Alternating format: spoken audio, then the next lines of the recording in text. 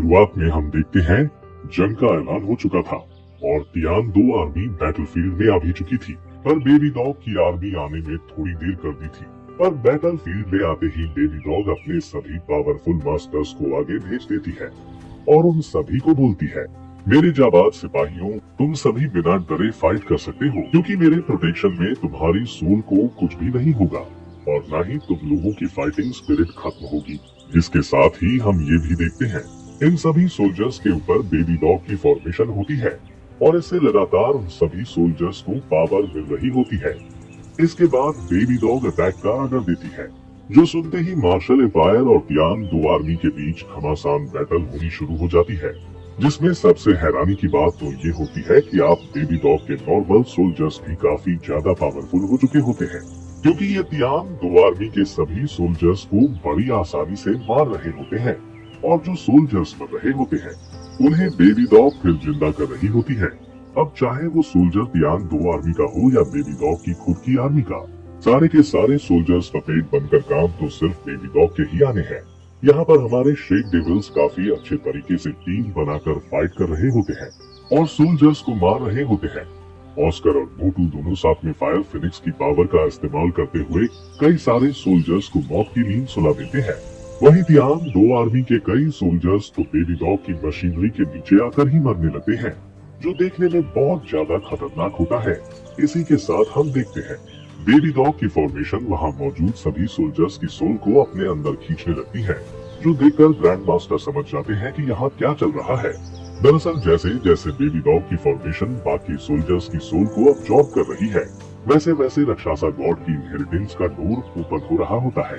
जो देखकर grand master की टेंशन और बढ़ने लगती है और वो समझ जाते हैं कि बेबी डॉग ने पहले भी बैटलफील्ड पर ये फॉर्मेशन क्यों बनाई थी। अब जैसे जैसे फॉर्मेशन सोल्जर्स की सोल को अब्सॉर्ब करने लगती है, वैसे वैसे वो पावरफुल होने लगती है,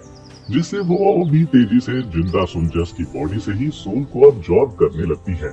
जिसे देखकर ग्रैंड मास्टर सोचते हैं, अगर बेबी डॉग गॉड बन गई तो वो राक्षसा गॉड होने के नाते सभी तरह की इविल फोर्सेस को कंट्रोल कर पाएगी। ग्रैंड मास्टर ऐसा होने देना बिल्कुल भी नहीं चाहते थे, पर वो चाह कर भी कुछ नहीं कर पा रहे थे, क्योंकि बेबी डॉग को रोकने में अब बहुत देर हो चुकी थी और अब देखते ही देखते यहाँ पर राक्षसा गॉड की इनहेरिटेंस का डोर ओपन हो जाता है, जो देखकर बेबी डॉग अपने सेकंड एल्डर से कहती है, मैं जल्द ही इनहेरिटेंस डोर के अंदर चली जाऊंगी, इसलिए मैं उम्मीद करती हूँ कि तब तक तुम जियालिन गेट को संभाल लोगे। इसके बाद हम देखते हैं जैसे ही बेबी डॉग राक्षसा गॉड के इनहेरिटेंस डोर में जाती है, वैसे ही वो डोर बाहर से बंद हो जाता है और ऐसा होते ही तांगसेन को भी महसूस हो जाता है कि जियालिन गेट पर किसी ने गॉड इनहेरिटेंस को स्टार्ट किया है। इसके बाद रुंगरुंग बेबी डॉग की गैर मौजूदगी में उसकी आर्मी को हराने के लिए अपनी फुल पावर रिलीज करती है और सभी श्रेक डेविल्स की पावर को बढ़ा देती है, जिससे सभी श्रेक डेविल्स खतरनाक तरीके से फाइट करने लगते हैं। उधर मोटू सेवंत एल्डर से फाइट कर रहा होता है और उससे कहता है, क्या मार्शल सोल एम्पायर को मरे हुए लोगों का इस्तेमाल अपने फायदे के लिए करते हुए शर्म नहीं आ रही है? जिस पर सेवंत एल्डर कहता है, हमारे जो सोल्जर इस बैटल में मारे गए हैं उनके लिए ये बहुत सम्मान की बात है कि वो बेबी डॉग के गॉड बनने में मदद कर रहे हैं। ये सुनकर मोटू सेवंत एल्डर के अटैक को रोकते हुए कहता है, अगर ऐसी बात है तो तुम्हें भी मर जाना चाहिए, क्योंकि तुम्हारे मरने से किसी को कोई फर्क नहीं पड़ने वाला है। वैसे भी राक्षसा गॉड के सामने लाइफ की कोई वैल्यू नहीं है। जिसके साथ ही मोटू सेवंत एल्डर को दूर फेंक देता है। दूसरी तरफ ऑस्कर 5th एल्डर के साथ में फाइट कर रहा होता है, जिसे देख रुंगरुंग एक बार फिर से सभी श्रेक डेविल्स की पावर बढ़ा देती है। वहीं कैटगर्ल और जीबू साथ मिलकर 4th एल्डर से फाइट करने लगती है, तो मोबाइल भी अपने व्हाइट टाइगर की खतरनाक पावर का इस्तेमाल करता है, जिसमें ऑस्कर भी क्लोन सॉसेज का इस्तेमाल करके उसकी मदद कर रहा था। तभी हम देखते हैं कि अचानक से 4th एल्डर अपने स्पिरिट फॉर्म का इस्तेमाल करके अटैक कर देते हैं, जिसे रोकने के लिए जीबू तांगसेन के एंग्री बुद्धा लोटस का इस्तेमाल कर देती है, जिसे रोकने के लिए 3 एल्डर साथ मिलकर अपनी पूरी कोशिश करते हैं। वो इसमें नाकामयाब रहते हैं। जीवू के इस अटैक से काफी तबाही मचती है। ये देखते ही जीवू अपनी 9 सोल टेक्निक का इस्तेमाल कर देती है और अपने प्लेनेटरी डेविल अटैक का इस्तेमाल सीधा 4th एल्डर के ऊपर कर देती है, जिसे रोकने के लिए 4th एल्डर अपने पिछवाड़े का पूरा दम लगा देता है। पर वो जीवू के इस अटैक को रोक नहीं पाता है और यहीं पर मारा जाता है, जो देखकर सेकंड एल्डर तो बहुत ज्यादा हैरान हो जाता है और फिर सभी मास्टर्स को वापस जाने के ऑर्डर्स देता है, जिस पर सभी मास्टर्स वापस जाने लगते हैं। पर तभी तांगहाओ और तांगजियो अपने कुछ लोगों के साथ उनका पीछा करने लगते हैं। दूसरी तरफ हम देखते हैं कि क्यान रैक्शुए भी जियालिन गेट की तरफ बढ़ रही होती है और यहाँ आकर वो बेबी डॉग के इनहेरिटेंस गेट को देखकर कहती है, बेबी डॉग अब तुम क्या करना चाहती हो?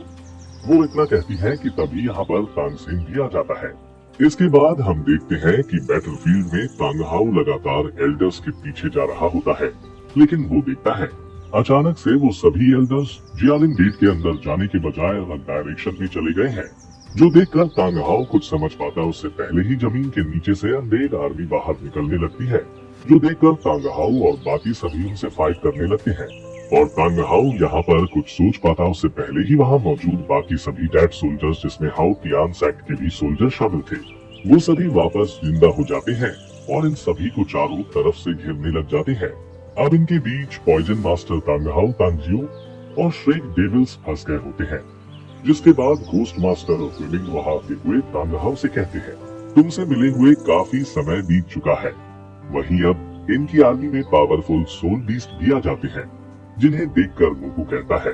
ये दोनों तो मर चुके थे, तो ये वापस जिंदा कैसे हो गए? तभी ग्विमिंग बोलता है,